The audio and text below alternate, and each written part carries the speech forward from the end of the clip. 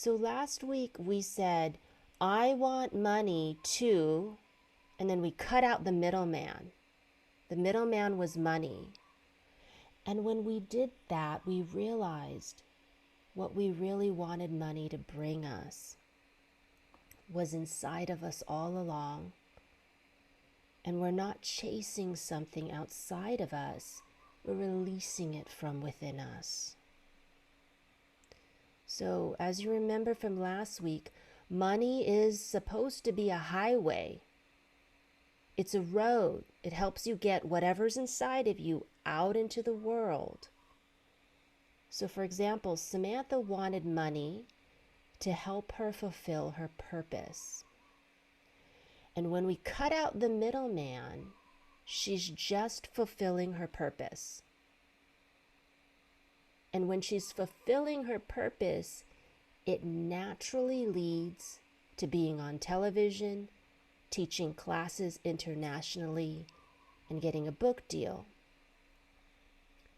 But instead of money being a road, it turned into a roadblock. Money is a highway that helps her fulfill her purpose. But in her mind, somewhere along the way, she turned money from a road, which helps her fulfill her purpose, into a roadblock that blocks her from fulfilling her purpose. Does that make sense? So in the exercise we did last week, we just took down all the construction. We just, no road, just let's take it all down, so that in your head, when you've eliminated the middleman, you're not going to get hung up on it. Now, when money was a roadblock, Sam said, I need money to hire someone to manage my business so I can get back on television. But when we took away all that construction, Sam said, I don't need money to fulfill my purpose. I just have to fulfill my purpose. It's already inside of me. And then here was the aha. When Samantha was in her 40s, she was on dozens of TV shows. She was the star of a documentary. Random House offered her a book deal. She had an animal communication institute in Sweden, and she didn't have any money when she started. She was just fulfilling her purpose. And the TV shows and the book deal just came to her.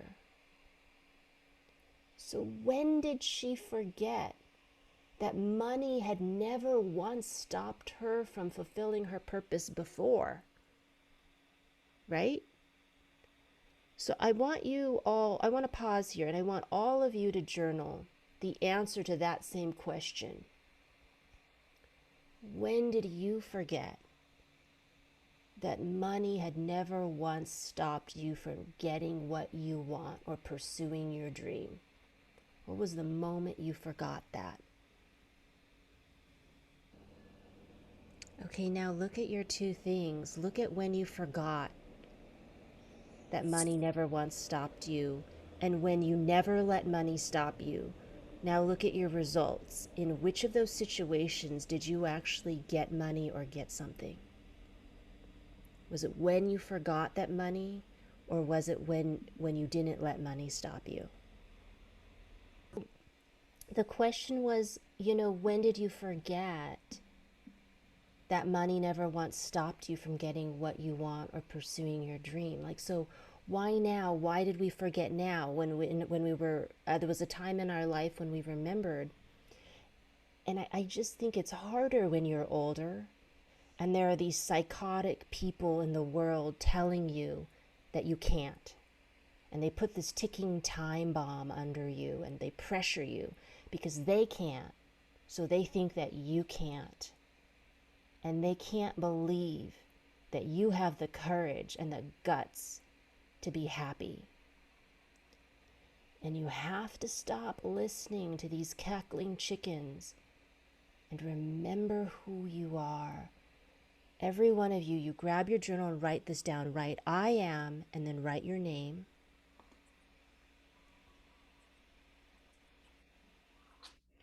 And I want you to pick an emotion that matches the energy of who you were when you were going after your dreams, and write down that emotion. Everyone wrote down their emotion? So, for example, I always want money whenever I stop believing in myself. So money for me is a fallback, plan B in case plan A doesn't work out. And so the time in my life when I believed in myself the most was when I was 13 years old. It was just me, Koala Bear, and my Bible. And the emotion I would pick is fearless. So I would say, I am Vicky Lee, and I am a messenger. If I would say hers, I would say, I am Mary Lee, and I am a free American woman. So the whole point of this thing is never forget who you are. You at your most powerful was when you were chasing your dream.